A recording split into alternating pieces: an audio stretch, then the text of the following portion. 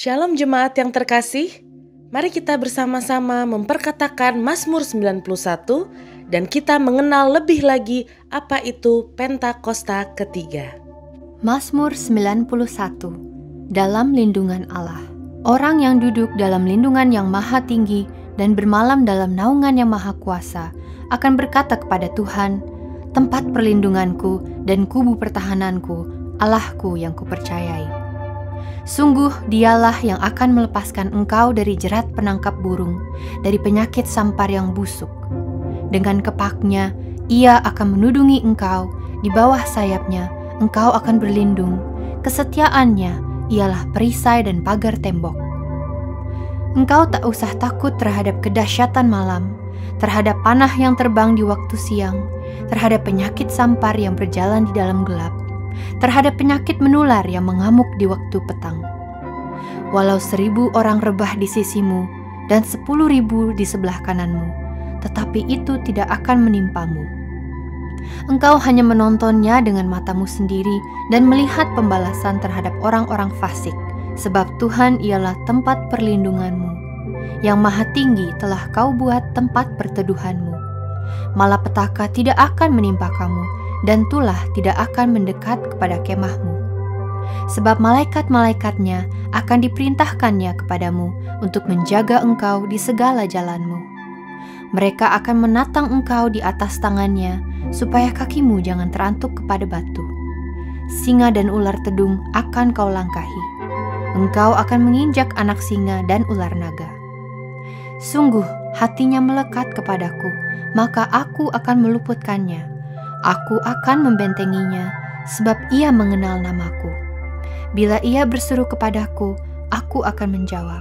Aku akan menyertai dia dalam kesesakan. Aku akan meluputkannya dan memuliakannya. Dengan panjang umur akan kukenyangkan dia, dan akan kuperlihatkan kepadanya keselamatan daripadaku. Apa yang dimaksud dengan Pentakosta ketiga? 1. Pentakosta ketiga adalah pencurahan Roh Kudus yang dahsyat di zaman ini melebihi yang terjadi di Azusa Street. 2. Pentakosta ketiga akan mengakibatkan penuaian jiwa yang terbesar dan yang terakhir sebelum Tuhan Yesus datang kembali. 3. Pentakosta ketiga akan membangkitkan generasi Yeremia, yaitu anak-anak muda yang dipenuhi Roh Kudus, cinta mati-matian kepada Tuhan Yesus, tidak kompromi terhadap dosa, dan akan bergerak untuk memenangkan jiwa. 4. Pentakosta ketiga lahir di Indonesia dan bergerak ke bangsa-bangsa. Gerakan ini dari timur ke barat dan akan kembali ke Yerusalem. 5. Pentakosta ketiga akan memberikan kuasa untuk menyelesaikan amanat agung, dan setelah itu Tuhan Yesus datang kembali.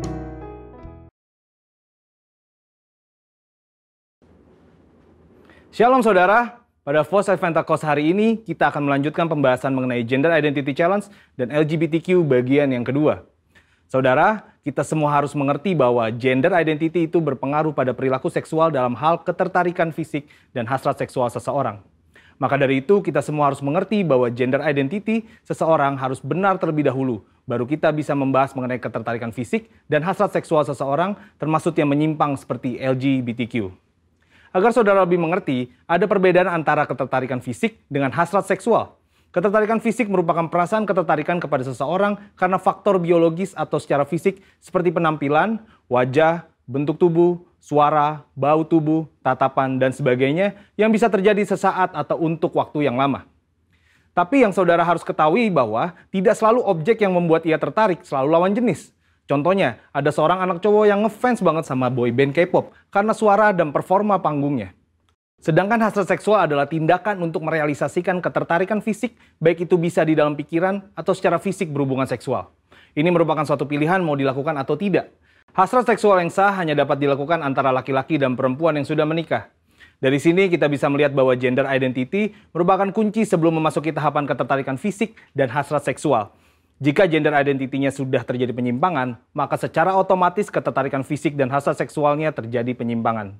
Jika ketertarikan fisiknya sudah benar sesuai organ reproduksi seksualnya, maka untuk merealisasikan hasrat seksualnya pun harus benar, yaitu hanya boleh dalam pernikahan. Sampai di sini terlihat sekali bahwa hasrat seksual LGBTQ baik yang dituangkan dalam bentuk hubungan fisik maupun pikiran seperti fantasi dan juga semua hasrat seksual kaum heteroseksual yang terjadi di luar pernikahan semuanya adalah salah dan merupakan dosa. Maka dari itu dalam Imamat 18 dan 20 ayat ke-10 sampai ke-21 jelas melarang segala perzinahan dan percabulan, ketertarikan fisik yang tidak wajar, dan pelaksanaan hasrat seksual yang menyimpang kepada orang tua, saudara kandung, saudara tiri, sepupu, sanak saudara, dan bahkan kepada binatang.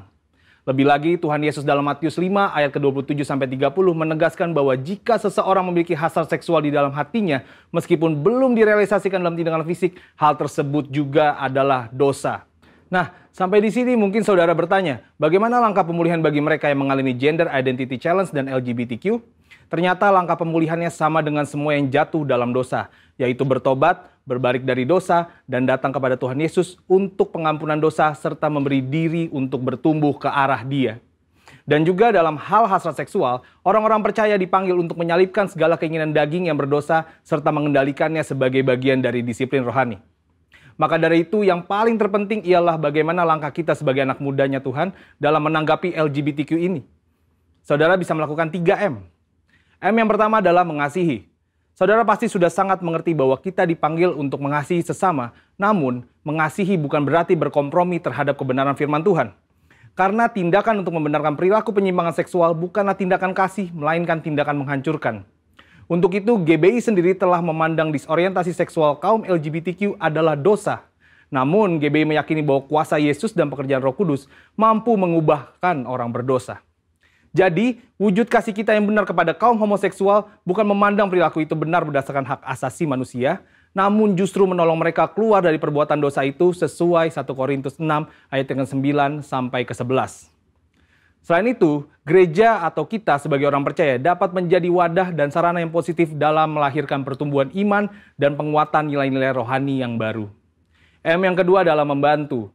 Gereja atau orang percaya dipanggil untuk membantu dengan memberikan pengajaran-pengajaran yang benar mengenai gender identity, batasan ketertarikan fisik dan hasrat seksual, sehingga orang-orang yang bergumul dapat kembali pada gambaran rupa dan gambar Allah sebagaimana Allah menciptakan manusia pada awalnya. Dan M yang ketiga adalah mengingatkan. Sebagai komunitas orang percaya, saudara juga dapat saling mengingatkan bahwa perjalanan hidup orang Kristen adalah mencapai keserupaan dengan Kristus. Yang berarti bahwa proses pengudusan hidup tidak akan pernah berhenti di sepanjang kita hidup di dunia ini. Meskipun ada pilihan berbuat dosa, namun kita memilih untuk menghindari dosa tersebut. Kesimpulannya, Tuhan membenci serta menganggap dosa semua perbuatan zina, cabul, penyimpangan seksual, dan siapapun yang tidak dapat mengontrol hasrat seksualnya. Sebagai komunitas orang percaya, kita tidak dapat terhindar dari orang yang memilih hidup dalam penyimpangan seksual, namun respon dan sikap kita adalah tetap mengasihi mereka, membantu mereka untuk mengendalikan perilaku seksual mereka, serta mengingatkan bahwa perjalanan hidup setiap orang percaya adalah ke arah Kristus. Saudara, untuk penjelasan lengkapnya dari tim teologi kami, silakan cek link yang ada di atas atau scan QR Code yang tersedia. Salam integritas, Tuhan Yesus memberkati.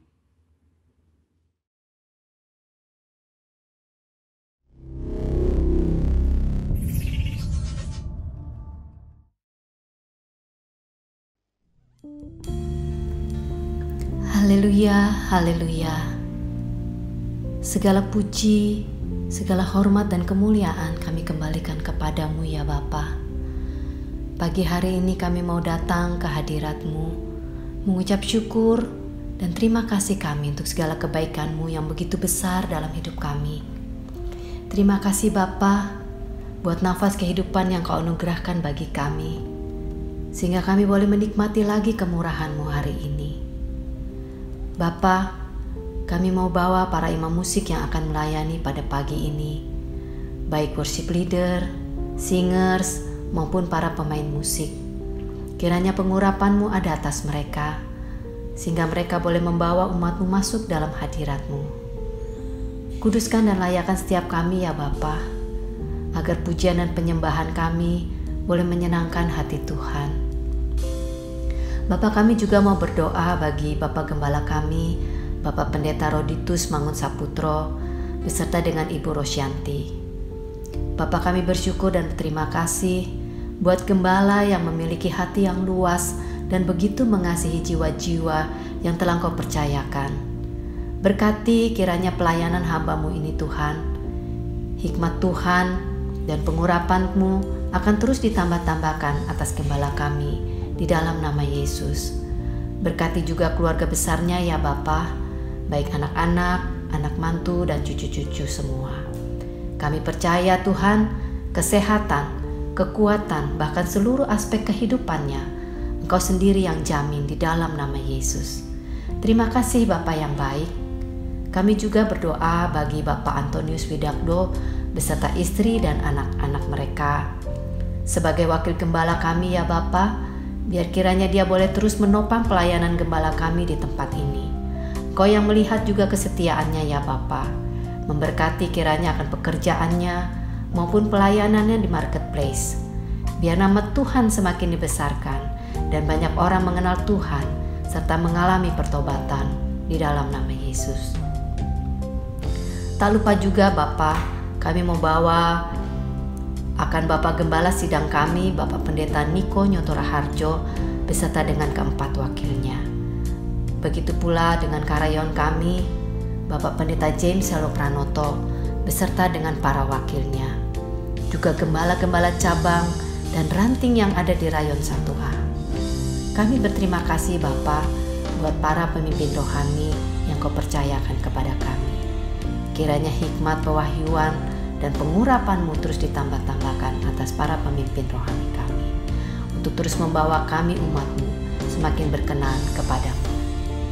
Kami juga berdoa Tuhan, bagi bangsa dan negara kami Indonesia, mulai dari Bapak Presiden kami yang kami kasihi Bapak Joko Widodo, dengan Wakil Presiden kami Bapak Ma'ruf Amin, beserta dengan para menteri, dan seluruh jajaran kabinet pemerintahan yang ada. Kami percaya Tuhan, hari-hari ini mata Tuhan sedang tertuju atas Indonesia. Kalau Tuhan mengizinkan kami mengalami pandemi sekarang ini, kami percaya ada tangan Tuhan yang selalu menopang kami.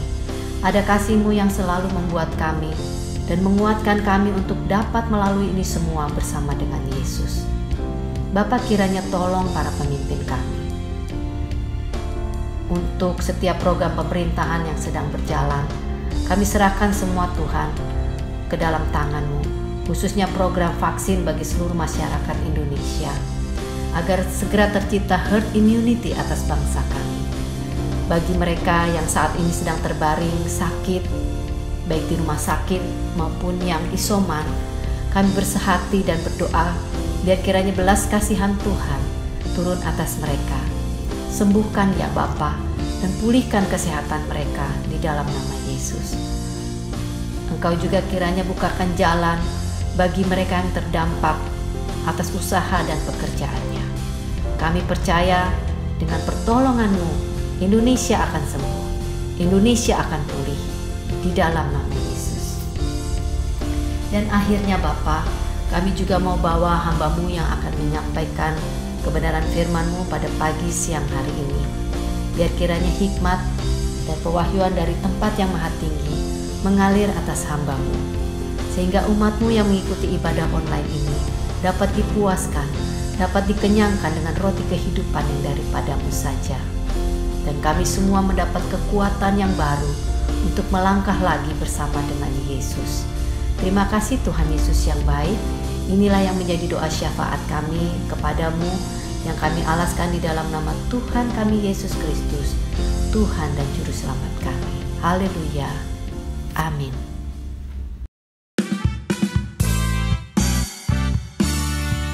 Allah sumber kuatku, Allah sumber kuatku, Allah sumber kuatku dan bagianku selamanya, selamanya.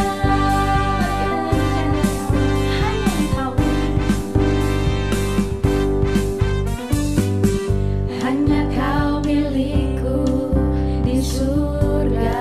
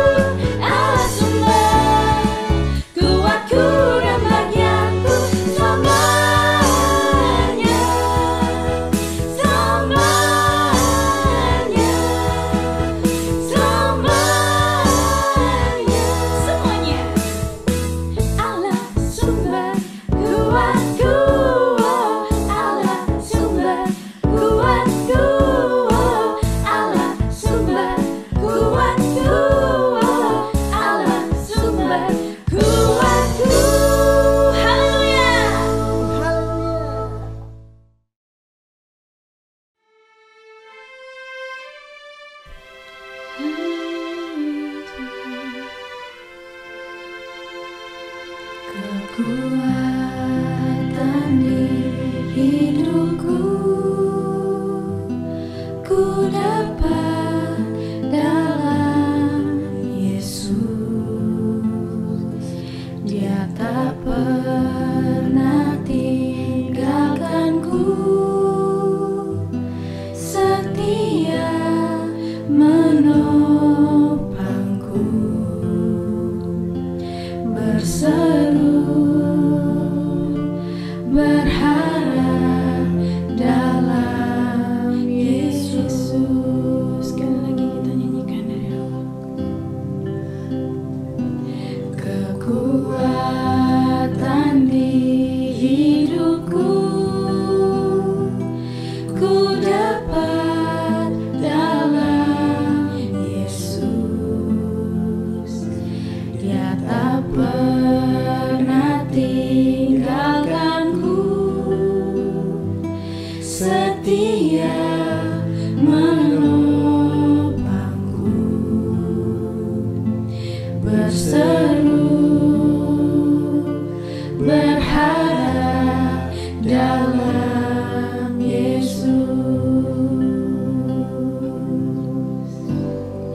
Ajar Kau Tuhan penuh kuasa, sanggup pulihkan keadaanku. Dalam tangan-Mu seluruh hidupku tak akan goyah selamanya. Sekali lagi kita nyatakan. Kekuatan di hidupku, ku dapat dalam Yesus. Dia tak pernah tinggalkanku, setia menopangku, berseru berharap dalam Yesus. Ajar Kau Tuhan penuh kuasa, sanggup pulihkan keadaanku. Dalam tangan-Mu seluruh hidupku tak akan goyah selamanya. Ajar Kau Tuhan penuh kuasa, sanggup pulihkan keadaanku. Dalam tangan-Mu seluruh hidupku tak akan goyah selamanya. Mari kita sembah.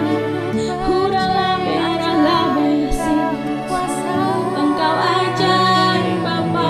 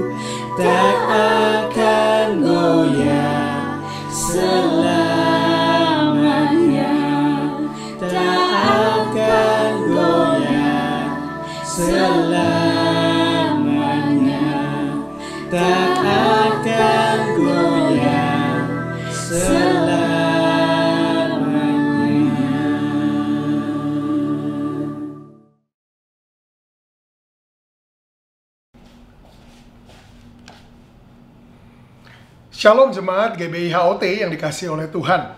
Senang sekali hari ini saya bisa menjumpai saudara semua, sekalipun harus melalui platform yang bersifat online. Saya percaya perlindungan Tuhan dan berkat Tuhan senantiasa menyertai hidup saudara sekalian. Terima kasih buat gembala saudara Pastor Roditus yang memberikan kepada saya kehormatan ini bisa bicara di hadapan saudara sekalian. Izinkan saya pertama-tama untuk memperkenalkan diri saya. Nama saya Daniel Pradana. Saya seorang gembala dari Kingdom Embassy Indonesia. Nah, itu perkenalannya. Hari ini ada satu pesan Tuhan yang Tuhan taruh di dalam hati saya.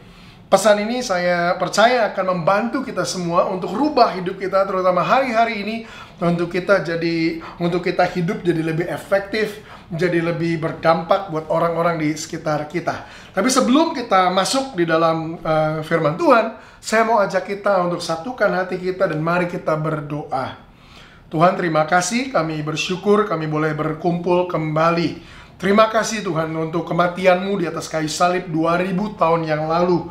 Dengan darah-Mu yang mahal, Kau telah beli hidup kami dan hidup kami telah lunas dibayar. Hari ini kami ngerti Tuhan bahwa hidup yang kami punya bukan milik kami lagi, tapi milik Tuhan sepenuhnya. Setiap nafas yang kami hirup, setiap detak jantung kami, bahkan darah yang mengalir di tubuh kami, seluruhnya milik Tuhan. Dan karena semuanya milik Tuhan, ajar kami hari ini Tuhan untuk bisa pakai hidup ini untuk memuliakan nama Tuhan. Berbicaralah kepada setiap kami, nyatakan isi hati-Mu supaya kami ngerti apa yang Kau mau, sehingga kami bisa rubah hidup kami untuk ikut dengan maunya Tuhan. Kami buka hati kami selebar-lebarnya. Izinkan Tuhan untuk berbicara. Kami sambut firman-Mu di dalam nama Tuhan Yesus. Amin. Amin. Pesan yang Tuhan taruh dalam hati saya berikan judul begini: Live full and die empty. Hidup secara penuh supaya kita bisa mati dengan kosong. Waduh, kok serem banget Pastor judulnya. Ya, izinkan saya jelaskan. Saya mau ajak kita semua hari ini sama-sama belajar gimana caranya untuk bisa hidup secara penuh. Maksudnya apa hidup penuh?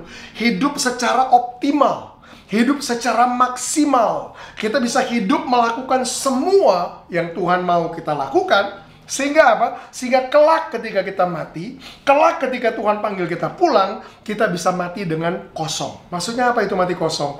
Kita bisa mati tanpa masih ada penyesalan. Kita bisa mati tanpa masih ada harapan yang menggantung. Kita bisa mati tanpa masih ada cita-cita yang belum terwujud. Kita nggak mau itu. Kita nggak mau sebelum kita mati kita masih berpikir, aduh, kalau aja dulu saya lakukan itu. Aduh, kalau aja saya bikin ini. Aduh, kalau aja mimpi saya ini saya wujudkan. Kita nggak mau mati dengan begitu. Kita mau hidup secara penuh, lakukan semua yang harus kita lakukan, sehingga kelak ketika kita mati, kita bisa mati dengan kosong. Kenapa kita mau bicara tentang ini hari ini? Karena seperti yang saudara tahu, hari-hari ini kita dikelilingi oleh entah itu teman-teman kita, keluarga kita, atau bahkan orang yang kita nggak kenal. Kita tahu banyak orang hari-hari ini dipanggil Tuhan pulang. Banyak orang yang meninggal di sekitar kita, membuat banyak dari kita berpikir tentang hidup kita. Dan saya temukan ada banyak orang hari-hari ini yang merasa belum siap untuk mati, belum siap untuk meninggal. Artinya apa? Hidupnya ini masih punya beban, hidupnya ini masih belum kosong, hidupnya ini masih banyak yang mau dia lakukan. Dia belum bisa mati dengan kosong. Makanya saya mau ajak kita belajar. Yuk, kita perbaiki hidup kita, rubah hidup kita. Kita mau hidup secara penuh supaya ketika Tuhan panggil kita, kita bisa mati dengan kosong. Saya mau ajak kita belajar dari Tuhan Yesus. Tuhan Yesus, Alkitab mencatat, Yesus itu hidup ternyata nggak lama. Dia mati di usia 33 tahun. Tapi menariknya, sekalipun usianya relatif pendek, Yesus telah hidup secara penuh, sehingga ketika dia mati, dia bisa mati dengan kosong. Pastor tahu dari mana dia mati dengan kosong? Karena waktu dia ada di atas kayu salib, sebelum dia mati, salah satu kata terakhir yang keluar dari mulutnya adalah, sudah selesai. Apa maksudnya sudah selesai? Dia sudah melakukan semua yang harus dia lakukan. Yesus telah hidup secara penuh, sehingga waktu dia mati, dia bisa mati dengan kosong. Dari situ kita belajar bahwa ternyata begini, hidup itu bukan tentang berapa lamanya. Khairil Anwar berkata, aku mau hidup sampai 1000 tahun lagi. Bukan tentang berapa lamanya kita hidup, tapi apa yang kita lakukan waktu kita hidup itu yang penting. Jadi hidup itu bukan tentang berapa panjangnya, tapi kita isi dengan apa hari-hari yang kita punya. Ternyata itu yang kita yang penting, yang kita harus fokus. Yesus hidup secara penuh sehingga ketika dia mati dengan kosong. Tapi kemudian saya mau pinjam satu kutipan. Satu kutipan ini dari satu orang hamba Tuhan terkenal. Namanya adalah almarhum Myles Munroe. Apa yang dia katakan? Satu kali Myles Munroe di satu konferensi yang sangat besar, itu dia tanyakan satu pertanyaan yang menarik sama banyak orang yang hadir di situ. Ini pertanyaan dia. Menurut saudara, di manakah satu tempat di dunia ini tempat berkumpulnya paling banyak mimpi, paling banyak cita-cita, paling banyak harapan, paling banyak karunia, paling banyak talenta? Di mana tempat tersebut? Wah, orang banyak ditanya gitu mikir. Dan satu-satu mulai melontarkan jawaban. Ada yang bilang di sekolah, ada yang bilang di kampus, universitas. Ada lagi yang bilang, yang rohani jawabnya gini, di gereja. Wah, lalu jawaban muncul satu-satu. Sesudah banyak orang jawab, ujungnya Myles Munroe berkata, minta maaf semuanya, jawabannya belum tepat. Waduh, di mana tempat itu ya? Kemudian dia kasih jawabannya. Ini jawabannya, dia bilang. Satu tempat di dunia ini, tempat berkumpulnya paling banyak mimpi, cita-cita, harapan, karunia, talenta. Tempat tersebut namanya adalah di kuburan. Oh, kok di kuburan? Orang banyak bingung. Maksudnya apa di kuburan? Dia jelaskan. Karena di kuburan tersebut ada begitu banyak orang yang sampai matinya belum mewujudkan mimpinya. Mimpinya dia bawa mati. Di kuburan tersebut ada begitu banyak orang yang waktu hidup punya cita-cita. Cita-citanya belum dia wujudkan, dia bawa sampai mati. Ada banyak orang yang punya karunia, punya talenta, belum sempat dia keluarkan penuh, dia bawa sampai mati. Dia katakan begini, ada banyak lagu-lagu terkenal yang belum terwujud, yang belum tercipta, yang dibawa mati. Ada banyak film-film hebat yang belum direkam dan ditayangkan, yang orang itu bawa sampai mati. Ada begitu banyak harapan, ada begitu banyak mimpi-mimpi besar yang orang belum sempat wujudkan dalam hidupnya, dibawa sampai mati. Myles Munroe baru saja menjelaskan begini, ada begitu banyak orang di dunia ini yang ternyata hidupnya itu kosong, sehingga ketika mati, matinya masih penuh. Penuh membawa mimpinya, cita-citanya, harapannya, karunianya, dan talentanya. Pertanyaan saya buat saudara hari ini, dengan cara bagaimana saudara mau hidupin hidup saudara? Apakah seperti Yesus, kita mau hidup secara penuh, sehingga ketika kita mati dengan kosong? Atau sebaliknya, kita mau hidup kosong, kita mau hidup kita dengan cara yang sia-sia, sehingga ketika kita mati, sebelum mati baru nyesel semua. Ketika kita mati, kita baru sadar ada begitu banyak hal yang belum kita lakukan dengan hidup kita. Dengan cara bagaimana saudara mau hidupi hidup saudara? Itu pertanyaan saya. Saya berharap hari ini kita sama-sama sepakat dan setuju, Pastor. Saya mau hidup penuh, supaya ketika saya dipanggil Tuhan, saya bisa mati dengan kosong. Amin. Kalau itu adalah harapan saudara, maka saya mau ajak saudara hari ini kita belajar. Gimana sih caranya untuk hidup secara penuh, sehingga kelak ketika kita mati, kita bisa mati dengan kosong. Ternyata, untuk kita hidup penuh dan mati kosong, ada 3 hal saya percaya yang setiap kita harus lakukan. To live a full life. Ada 3 hal ini yang kita harus lakukan. Apa itu? Yang pertama, coba dengar ini baik, catat ini baik. Kalau saudara mau hidup secara penuh, yang pertama, setiap kita harus belajar menghidupi hidup kita dengan cara begini, menikmati pencipta kita. Yang pertama, to live a full life, learn to live your life enjoying your creator. Kita harus belajar hidupi hidup kita, menikmati pencipta kita. Maksudnya apa, Pastor? Apa hubungannya dengan hidup penuh? Apa hubungannya dengan hidup penuh? Well, untuk bantu kita ngerti ini, saya harus ajak saudara untuk kembali ke momen pertama kali Tuhan menciptakan manusia. Di mana itu? Di kitab Kejadian. Kejadian pasal yang pertama, pasal yang kedua, dan pasal yang ketiga. Saya mau ajak saudara lihat ini. Nah, ketika pertama kali Tuhan menciptakan manusia, Alkitab katakan begini, kemudian Tuhan Allah mengambil debu tanah dan membentuk baginya manusia. Kita tahu itu proses itu. Tuhan ambil debu tanah, dia kemudian dengan tangannya bentuk manusia. Tapi kemudian Alkitab bilang ini, sampai dengan saat itu manusia belum jadi makhluk yang hidup. Kemudian Alkitab bilang, kemudian Tuhan Allah menghembuskan nafas hidup dan manusia menjadi makhluk yang hidup. Nah, untuk kebanyakan kita, ya kita tahu itu. Dan untuk kebanyakan kita, waktu kita baca bagian itu dalam Alkitab, kita pikir, ya apa pentingnya, apa hebatnya, kita lewatkan begitu saja. Tapi hari ini saya justru mau ajak kita untuk melihat lebih dekat, lebih teliti tentang prosesnya. Kenapa? Karena saya temukan sesuatu yang menarik. Ketika kita bilang Tuhan Allah mengambil debu tanah dan membentuk baginya manusia. Kemudian kita bilang begini, kemudian Tuhan Allah menghembuskan nafas hidup.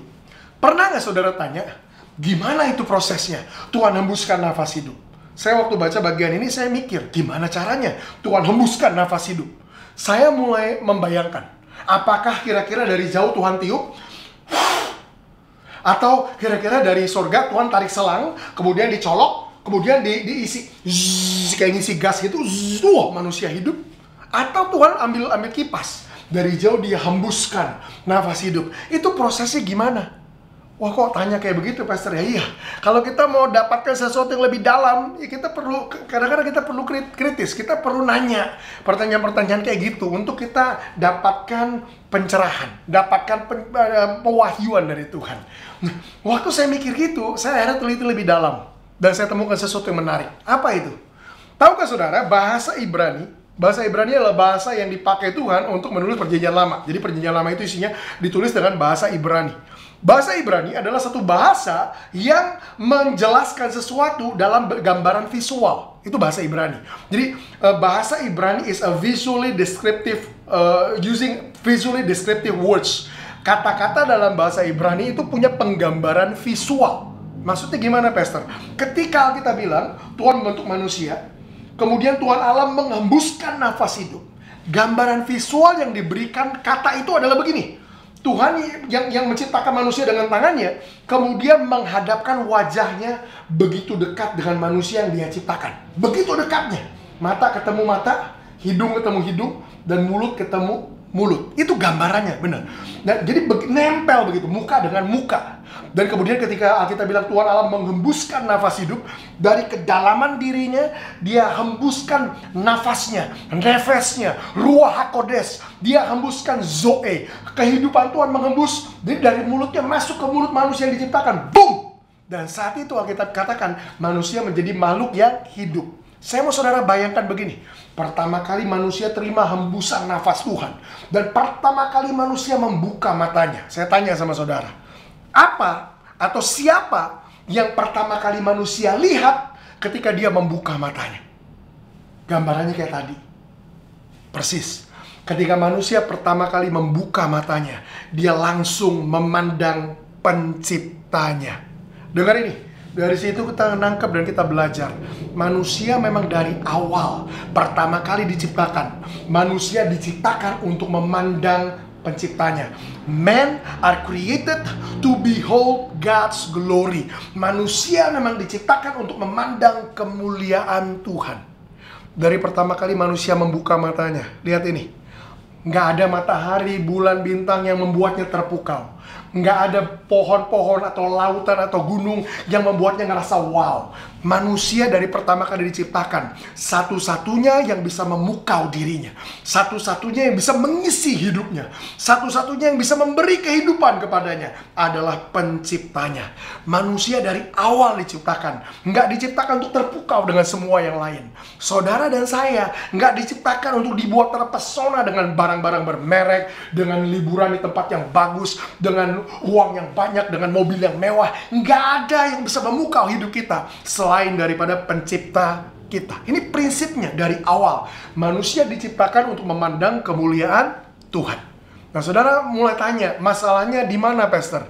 Nah, masalahnya mulai muncul ketika gini, Kejadian pasal yang ketiga, Alkitab bilang gini, manusia jatuh dalam dosa. Ketika manusia jatuh dalam dosa, apa yang terjadi? Hal yang paling serius dan hal yang pertama yang terjadi waktu manusia jatuh dalam dosa adalah begini. Manusia, man is separated from God. Manusia itu terpisah dari Tuhan. Manusia yang tadinya menerima kehidupannya, menerima hadiratnya, menerima kekuatannya, sumber satu-satunya adalah penciptanya. Manusia terputus hubungannya dengan Tuhan. Sehingga begini, tercipta satu kekosongan dalam dirinya. Manusia nggak lagi dapatkan kepuasannya dari penciptanya. Nah, kekosongan itu adalah yang mendorong manusia untuk mulai begini, mencari kepuasan, mencari pemenuhan dari sumber yang lain yang bukan Tuhan. Nah, disitulah letaknya dosa muncul. Saudara ngerti ini? Jadi manusia yang tadinya diisi hanya oleh penciptanya, karena manusia jatuh dalam dosa, hubungannya terpisah dari Tuhan, manusia nggak lagi dapatkan kepenuhannya, kepuasannya dari penciptanya. Sehingga di dalam manusia ada kekosongan yang mereka berusaha isi dengan yang lain selain Tuhan. Nah, dosa adalah itu. Dosa adalah cara manusia mencari kepuasan dari sumber yang bukan berasal dari Tuhan. Dari sini saudara ngerti kenapa sih manusia terlibat yang namanya free sex, yang namanya narkoba, manusia judi, semua yang manusia jadi terikat dengannya. Itu adalah begini, cara manusia berusaha mengisi kekosongan dirinya. Manusia yang kosong, dia pikir begini, oh mungkin seks itu bisa membuat dirinya puas. Makanya dia, maaf saya harus ngomong, main perempuan atau main laki-laki. Wah, dia pikir free sex. Dia pikir itu bisa memuaskan dirinya. Tapi ternyata nggak peduli dia udah pergi dengan berapa banyak orang, nggak ada satupun yang bisa memuaskan diri kita. Kenapa? Karena manusia hanya bisa dipuaskan oleh penciptanya. Kenapa manusia terlibat narkoba? Sama persis. Manusia berpikir narkoba bisa memberikan kepuasan. Makanya orang suntik narkoba, waduh, dia dapatkan kesenangan, dapatkan kepuasan sesaat. Sampai kemudian dia sakau, dia drop, dia cari lagi yang lain, mau lebih banyak lagi, sekedar membuktikan apa? Bahwa nggak peduli berapa banyak narkoba, nggak akan pernah bisa memuaskan hidup kita. Kenapa? Karena satu-satunya yang bisa memuaskan hidup kita adalah pencipta kita. Itu sebabnya, dengar ini, kalau saudara mau hidup secara penuh, saudara mau hidup secara maksimal, saudara mau hidup secara full, satu-satunya yang bisa puaskan hidup saudara adalah pencipta saudara. Selama saudara hidup, yang pertama, belajar hidup, menikmati pencipta saudara. Artinya apa itu? Artinya gini, bawa kekristenan saudara melangkah lebih jauh dari sekedar rutinitas hari Minggu atau rutinitas mingguan. Bawa kekristenan saudara lebih jauh dari sekedar liturgi, dari sekedar kebiasaan agama. Kekristenan itu bukan agama. Kekristenan adalah hubungan yang hidup. Kalau saudara mau dapatkan kepenuhan dan kepuasan, saya kasih tahu, nggak ada kecanduan, nggak ada dosa, nggak ada pengejaran saudara di luar sana yang akan pernah memuaskan saudara. Ada banyak orang yang nggak pernah ketemu Tuhan hidupnya, yang akhirnya isi hidupnya dengan semua yang sia-sia, semua yang kosong. Mereka nggak ngerti, satu-satunya yang bisa memuaskan hidup kita adalah pencipta kita. Bawa nih hubungan saudara sama Tuhan melampaui sekedar rutinitas mingguan, melampaui agama, melampaui ikut ibadah, untuk saudara berjumpa dengan Tuhan secara langsung. Karena hanya perjumpaan dengan Tuhan yang bisa memuaskan hidup saudara, yang bisa membuat hidup saudara ngerasa penuh dan utuh dan maksimal. Satu-satunya yang bisa memuaskan hidup kita adalah pencipta kita. Yang pertama, kalau saudara mau hidup secara penuh, belajar hidup, menikmati pencipta saudara.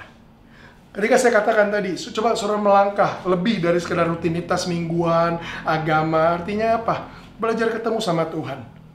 Saudara mungkin pernah dengar sebelum ini, entah gembala saudara berkata atau teman saudara berkata, wah saya ngalamin Tuhan, wah saya dijamah Tuhan, wah saya rasakan hadirat Tuhan.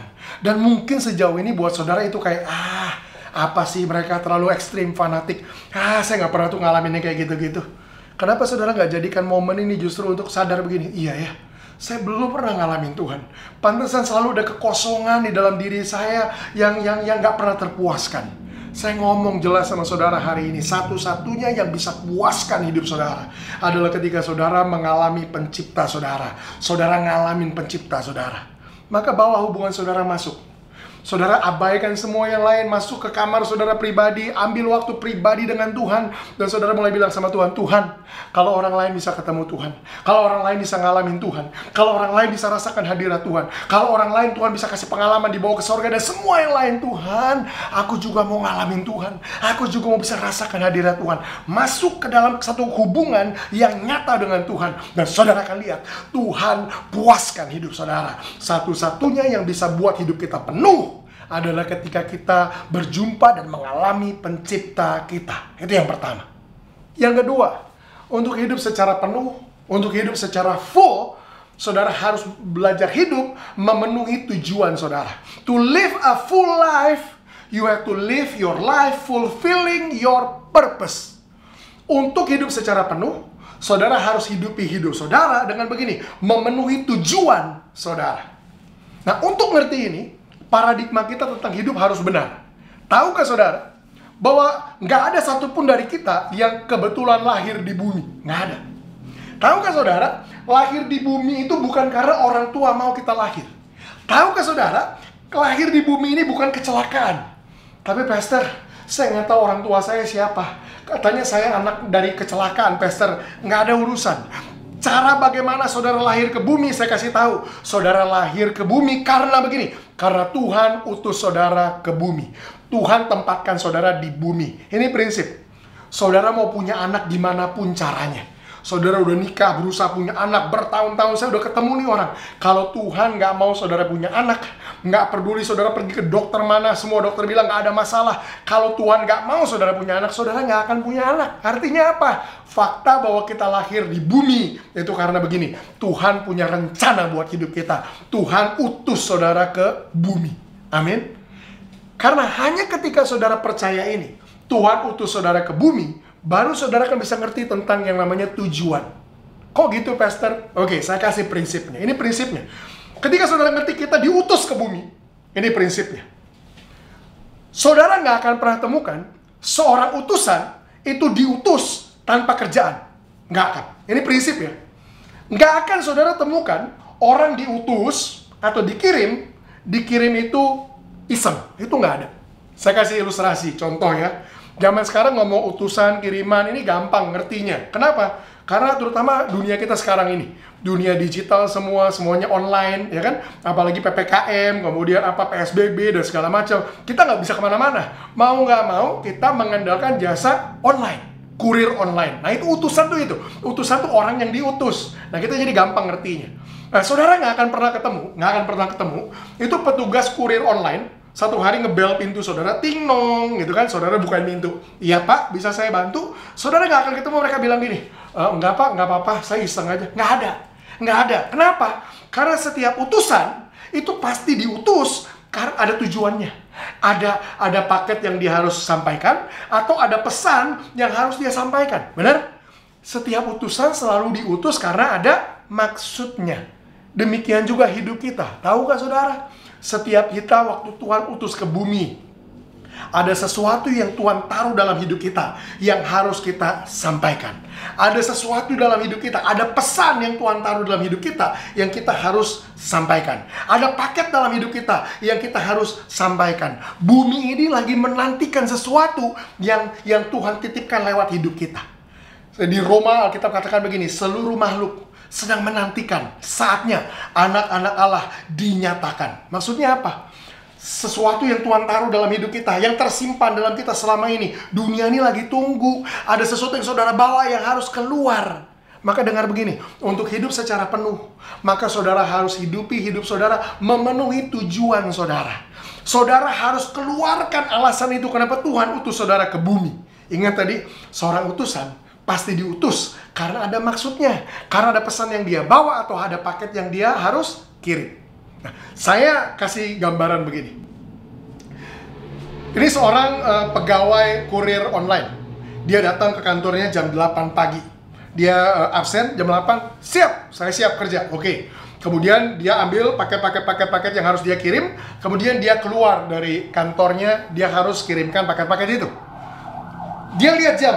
Waduh, oh masih pagi jam 8. Udahlah, ngapain buru-buru. Udah santai. Saya duduk dulu nongkrong, ngopi-ngopi sama teman. Ya, dia nongkrong, ngopi. Sebelum sadar udah jam 10. Udah jam 10. Udahlah, masih lama. Santai, baru jam 10. Ngapel dulu ke rumah pacar. Nah, datang ke rumah pacar jam 10. Santai. Sebelum sadar, ternyata udah jam 1 siang. Jam makan siang. Santai, makan siang dulu. Makan siang. Sesamakan jam 2. Aduh, habis makan siang nggak enak nih. Mendingan ngopi lagi, santai, nongkrong lagi, ngopi. Sebelum sadar, tahu-tahu udah jam 5 sore. Waduh, ting nong, udah jam 5 sore. Harus ngapain? Balik ke kantor. Sampai di kantor, saya kasih lihat begini. Sampai di kantor, atasannya, supervisornya tanya, gimana? Paket yang tadi pagi kamu bawa, itu sudah kamu kirim semua belum? Udah sampai semua ke alamatnya belum? Saya kasih tahu saudara. Jawaban paling parah, paling buruk yang seorang kurir bisa kasih sama supervisornya adalah paket. Paket yang mana ya? Nah, paket yang mana ya? Artinya apa? Bahkan dia nggak sadar dirinya itu dikirim itu untuk nyampein paket. Saya kasih tahu saudara, setiap kita Tuhan lahirkan di bumi. Saya nggak tahu kapan saudara lahir, setiap kita lahir beda-beda. Tapi mungkin kita lahir tahun sekian gitu, kita pikir, saya masih muda, santai, ngapain cepet-cepet. Ada anak-anak muda bilang sama saya, Pastor, saya masih muda, ngapain kita mikirin hidup, mikirin yang serius-serius. Udahlah, saya mau have fun, saya mau santai. Ya, saya bilang, oke lah, silahkan. Ya, masih muda, santai, jalan-jalan. Udah waktunya nikah, ya udah nikah dulu. Waktunya punya anak, ya udah punya anak dulu. Bangun karir, ya udah bangun karir dulu. Ya, lakukan semuanya. Sebelum sadar, tahu-tahu, ya ampun, udah 60 tahun, 70 tahun. Ting nong, Tuhan panggil pulang ke surga. Sampai di surga Tuhan tanya, gimana? Paket, pesan, tujuan yang aku taruh dalam hidup kamu. Kamu udah sampaikan belum buat bumi? Saya kasih tahu saudara, jawaban paling parah yang saudara bisa kasih sama Tuhan adalah tujuan Tuhan. Tuhan punya tujuan sama saya. Tujuan yang mana ya? Lah, paket Tuhan. Paket yang mana ya? Ya ampun. Halo, dengar, saudara dengar pesan saya hari ini. Saudara nggak bisa berdalih kayak gitu sama Tuhan. Tujuan Tuhan, tujuan yang mana ya? Karena saya udah kasih tahu saudara hari ini. Setiap saudara dilahirkan di bumi, karena di dalam hidup setiap saudara ada sesuatu yang Tuhan mau lepaskan. Ada sesuatu yang Tuhan mau sampaikan buat bumi ini. Ada pesan yang Tuhan mau ngomong sama orang lewat hidup saudara. Saudara bawa itu di dalam hidup saudara. Jadi saudara nggak bisa bilang lagi, panggilan Tuhan, tujuan yang mana ya? Nggak, Tuhan punya tujuan buat hidup setiap saudara. Kalau saudara mau hidup penuh, matinya kosong. Tujuan saudara penuhi. Semua yang saudara harus sampaikan, saudara sampaikan. Semua yang harus saudara lakukan. Yesus bilang gini, makananku ialah melakukan kehendak Dia yang mengutus aku dan menyelesaikan pekerjaannya. Yesus ngerti bahwa hidupnya diutus Bapaknya ke bumi karena ada pekerjaan yang Dia harus kerjakan. Dan Dia fokus untuk melakukan pekerjaan itu. Makanya gini, ini gambaran Yesus nih. Yesus lahir ke bumi 2000 tahun yang lalu. Dia hidupnya begitu efektif, begitu efisien. Dia lakukan semua yang dia harus lakukan. Baru umur 33 tahun. 33 tahun itu kurang lebih ya, itu setengah hidup rata-rata orang. Zaman sekarang orang hidup 60 tahun, 70 tahun kan gitu kan. Yesus 33 tahun udah meninggal. Jadi baru setengah hari, baru jam 12 siang, udah balik ke kantornya, lapor sama atasannya. Siap! Kok baru jam 12 udah pulang? Dia bilang apa? Sudah selesai.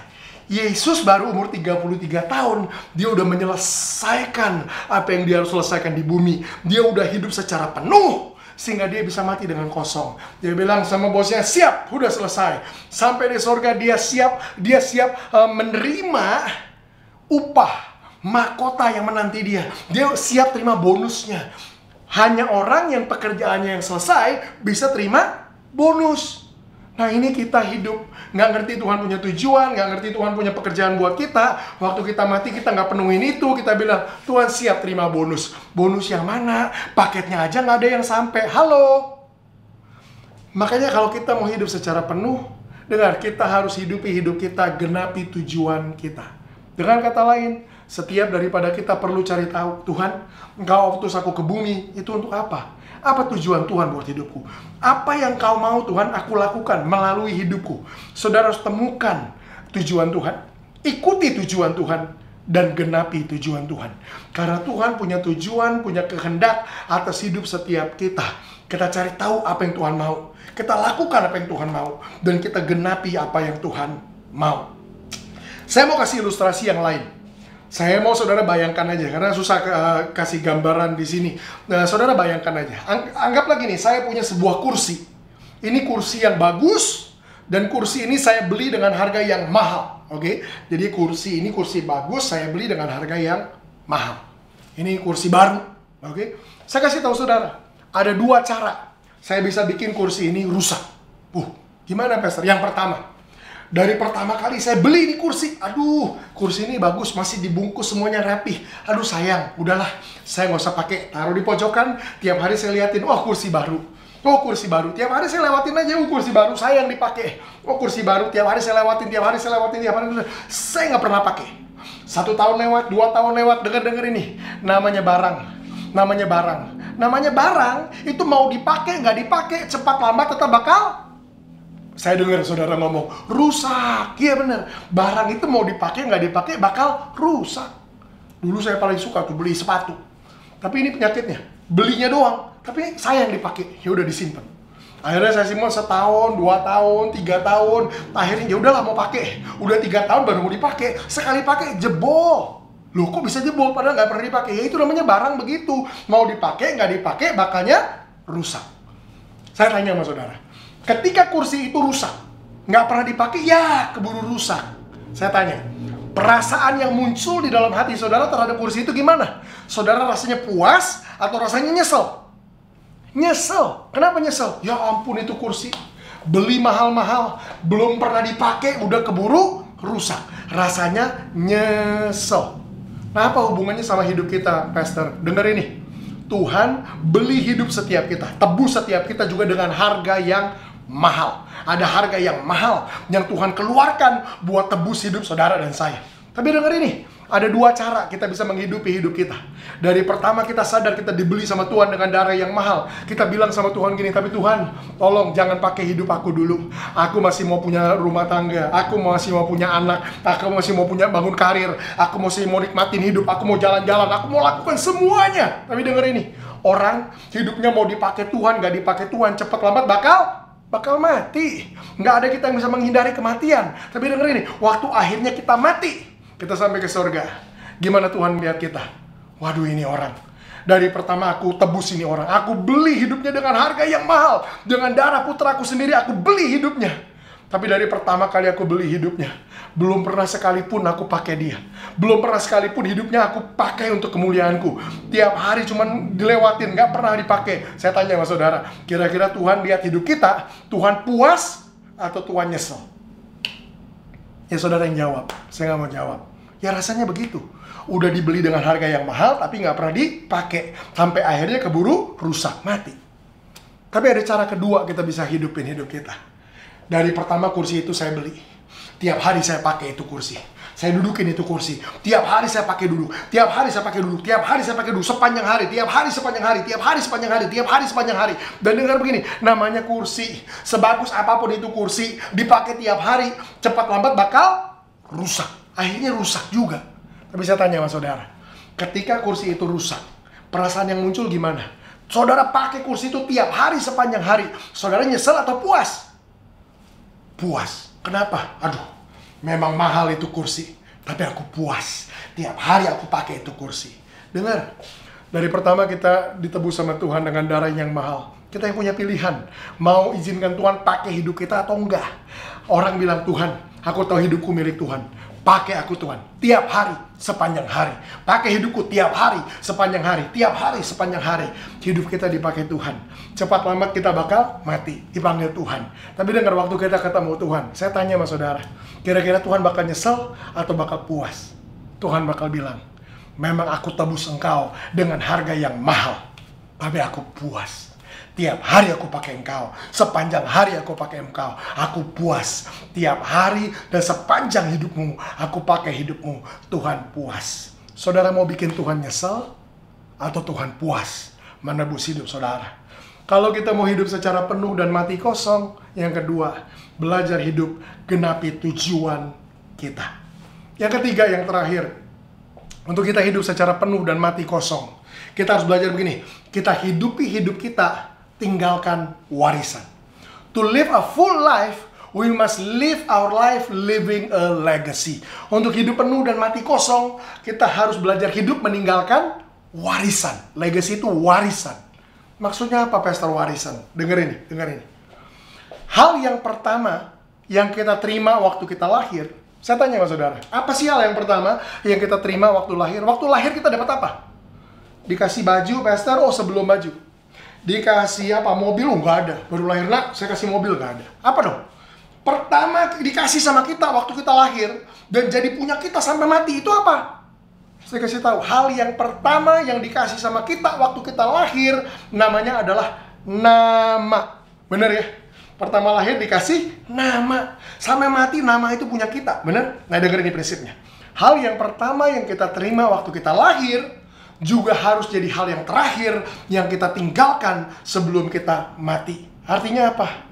Kita harus belajar hidupi hidup kita. Tinggalkan nama kita di belakang. Nama kita jangan dibawa mati. Nama dibawa mati itu maksudnya apa? Nama dibawa mati itu begini. Sesudah kita mati, nggak ada orang ingat kita. Kamu kenal nggak orang itu? Oh, siapa ya? Kayaknya dulu pernah hidup deh. Ya, kesian. Dulu pernah hidup. Artinya waktu udah mati, namanya dibawa mati. Dikubur juga. Nggak ada yang ingat kita. Meninggalkan nama kita di belakang artinya begini. Kita tinggalkan warisan. Gimana caranya? Pakai hidup kita untuk jadi berkat buat orang. Pakai hidup kita untuk berkati orang lain. Pakai hidup kita untuk berdampak buat orang lain. Waktu kita hidup, kita tolong orang. Waktu kita hidup, kita berkatin orang. Sehingga begini, sesudah kita mati, kita nggak ada orang ingat kita. Saya tahu Bapak itu. Kalau bukan karena Bapak itu, saya nggak kenal Yesus. Kalau bukan karena Ibu itu, keluarga saya nggak tertolong. Kalau bukan karena Bapak itu, anak saya nggak sekolah. Kalau bukan karena Ibu itu, keluarga saya kelaparan. Saya tahu orang itu. Waktu kita hidup, kita jadi berkat buat orang, kita lagi tinggalkan nama kita di belakang. Saya kasih tahu saudara, 2000 tahun yang lalu ada satu pribadi yang dia hidup, dia tinggalkan namanya di belakang. Waktu dia mati, dia nggak bawa mati namanya. Nama yang dia biarkan tetap hidup sampai hari ini, sesudah 2000 tahun, yaitu nama Yesus. Yesus nggak membawa namanya ke dalam kubur, namanya tetap hidup sampai hari ini. Nama yang menyelamatkan, nama yang menyembuhkan, nama yang membebaskan, nama yang kepada nama itu setiap lutut bertelut, setiap lidah mengaku, ya dalam nama Yesus. Kalau saudara mau mati dengan kosong, hidup secara penuh, belajar hidupi hidup kita, tinggalkan warisan. Pakai hidup yang Tuhan kasih sama kita hari ini. Setiap nafas yang kita masih punya, ayo jadi berkat buat orang. Ayo bantu hidup orang. Ayo berkati hidup orang. Tolong hidup orang sekitar kita. Hari-hari ini di tengah-tengah pandemi, ada banyak kesempatan yang Tuhan taruh di sekitar hidup kita. Ayo kita jadi berkat. Ayo kita tolong orang. Buat nama kita tinggalkan di belakang. Sehingga Tuhan bisa dipermuliakan lewat hidup yang dipakai untuk memberkati sesama kita. Untuk hidup secara penuh, lakukan 3 hal ini. Pertama, hidupi hidup kita, nikmati pencipta kita. Yang kedua, hidupi hidup kita, genapi tujuan kita. Cari tahu tujuan Tuhan atas hidup saudara. Yang ketiga, kita pakai hidup kita untuk kita jadi berkat buat orang-orang di sekitar kita. Saya ajak kita berdoa. Tuhan, terima kasih buat pesanmu hari ini. Pesan ini bantu kami untuk berpikir serius tentang hidup setiap kami. Kami sadar Tuhan, banyak dari kami selama ini hidup secara kosong. Kami belum pernah temukan kenikmatan di dalam bersekutu dengan pencipta kami. Kami belum pernah ketemu sama Tuhan. Tapi mulai hari ini Tuhan, kami mau mulai kejar Tuhan. Seperti yang belum pernah kami lakukan sebelumnya. Kami mau mengalami perjumpaan dengan Tuhan.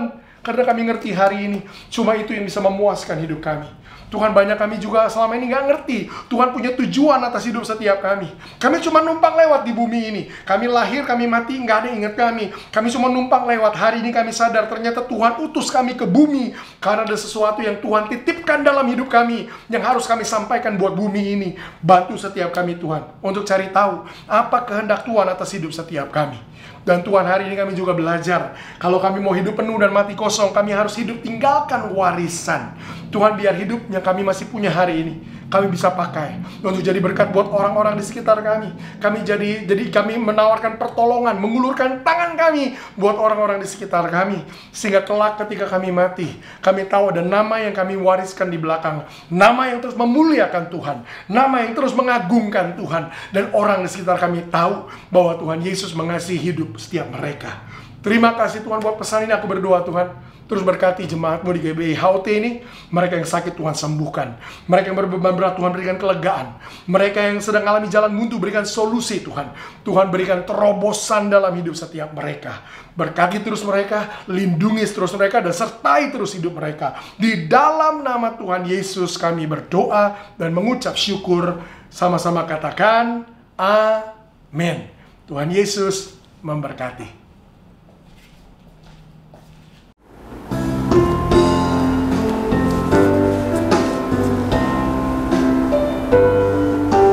Seperti rusa rindu sungaimu, jiwaku rindu Engkau. Kaulah Tuhan hasrat hatiku, ku rindu menyembah-Mu. Engkau kekuatan dan perisaiku, kepadamu rohku berserah. Kaulah Tuhan hasrat hatiku, ku rindu menyembah-Mu. Yesus, Yesus, Kau berarti bagiku. Yesus, Yesus, Kau segalanya bagiku. Yesus, Yesus, Kau berarti bagiku. Yesus, Yesus, Kau segalanya bagiku. Kau segalanya bagiku. Kau segalanya bagiku. Mari kita berdoa. Semua karena anugerah-Mu ya Tuhan. Dan kami bersyukur kalau kami anak-anak-Mu Engkau pilih. Dan Engkau suruh kami untuk mendekat di dalam bait-Mu yang kudus ya Tuhan. Kami bersyukur karena kami tahu semua karena anugerah-Mu. Itulah sebabnya kami mau berkata kepadamu, kami tidak akan menyia-nyiakan ketika Engkau sudah memilih kami. Biar kiranya Engkau pakai kami Tuhan menjadi alat-alat-Mu untuk kami boleh menyenangkan hati Tuhan. Terima kasih buat kebenaran firman-Mu yang kami dengar pagi hari ini. Dan kami percaya bahwa firman-Mu merupakan kekuatan, pengharapan kami, berkat bagi kami ya Tuhan. Hamba-Mu berdoa untuk anak-anak-Mu yang ada di rumah, biar kiranya Engkau memberikan yang terbaik bagi setiap anak-anak-Mu yang sudah ambil bagian di dalam ibadah pagi hari ini. Kami percaya Tuhan yang terbaik itu yang Engkau berikan. Terima kasih Tuhan Yesus, terima kasih. Bahkan ketika mereka sakit kami percaya ada kesembuhan yang terjadi yang Engkau berikan kepada anak-anak-Mu. Ada mujizat terjadi dan mereka akan sembuh dengan sempurna. Ketika mereka ada di dalam kelemahan, kami percaya Tuhan Kau berikan kekuatan kepada mereka, kekuatan yang baru, sehingga mereka boleh terbang seperti burung Raja Wali yang tidak pernah kenal lelah. Kami berdoa untuk setiap usaha-usaha pekerjaan, biar kiranya Tuhan berkati, jadikan segala sesuatunya berhasil. Bahkan anak-anak kami yang sekolah, anak-anak kami yang kuliah Tuhan, berkati mereka, jadikan mereka yang terbaik, terpandai, cerdas di dalam mereka menempuh studi mereka. Dan mereka berhasil di dalam masa depan mereka. Hamba-Mu berdoa untuk keluarga-keluarga rumah tangga di rumah. Biar kiranya Tuhan sertai, penuhkan dengan kasih, penuhkan dengan sukacita, penuhkan dengan damai sejahtera. Dan kami percaya setiap keluarga-keluarga rumah tangga akan menikmati kerajaan surga di dalamnya. Tuhan terima kasih Engkau berkati setiap hamba-hamba-Mu yang sudah ambil bagian di dalam pelayanan ibadah pagi hari ini. Kami percaya apa yang mereka kerjakan tidak akan pernah sia-sia di hadapan Tuhan. Engkau memperhitungkannya dan Engkau memberkati. Terima kasih Tuhan Yesus, terima kasih. Bahkan kami berdoa untuk setiap anak-anak-Mu yang saat ini akan memberikan persembahan yang terbaik. Tuhan berkati. Setiap tangan-tangan yang akan memberikan persembahan, kami percaya bahwa mereka memberikan persembahan dengan penuh sukacita dan ucapan syukur. Maka firman-Mu tergenapi, diberkatilah setiap tangan-tangan yang sudah menabur dengan satu akad takaran, satu ukuran yang dipadatkan sampai tumpah keluar. Terima kasih Tuhan Yesus, terima kasih. Kemuliaan hanya bagi-Mu ya Tuhan. Dan sebentar kami akan mengakhiri ibadah kami saat pagi hari ini. Siapkan kami untuk kami boleh menerima berkat daripada Tuhan. Kekasih-kekasih Tuhan, mari kita angkat tangan kita yang kudus di hadapan Tuhan. Tengadahkan wajah kita menikmati kasih-Nya. Dan sebelum terima berkat Tuhan, dengarkanlah janji firman-Nya. Diberkatilah setiap orang yang hatinya melekat dan tertuju kepada Tuhan. Diberkatilah keluar masuk rumahnya.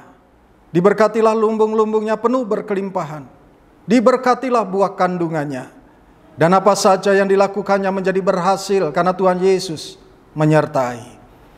Kekasih-kekasih Tuhan, terimalah berkat yang berlimpah-limpah dari Allah Bapa di sorga. Kasih setia dari anaknya yang tunggal Tuhan kita Yesus Kristus. Kekuatan dan penghiburan dari Allah Roh Kudus menyertai kita. Mulai saat ini sampai Maranatha, Tuhan Yesus datang. Menjemput kita di awan-awan yang permai bahkan kekal selama-lamanya. Di dalam nama Tuhan Yesus Kristus. Haleluya. Bapa, terima kasih.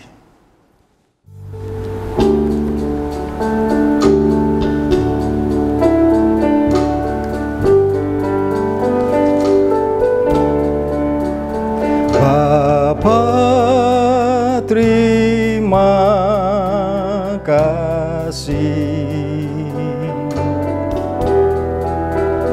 Bapa, terima kasih. Bapa di dalam surga, ku berterima kasih. Amin.